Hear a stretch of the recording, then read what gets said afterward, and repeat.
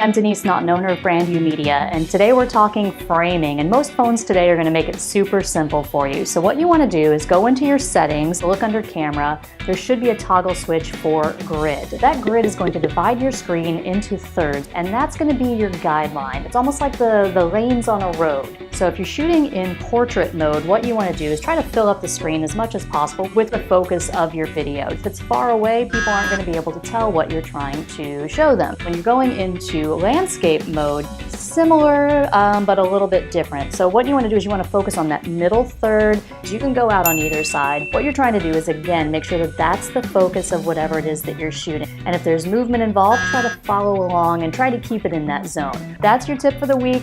Framing, go get the grid. Make sure you like, share, follow, subscribe, do all of those things. Show us some love. We're going to be back here with another tip next week for you.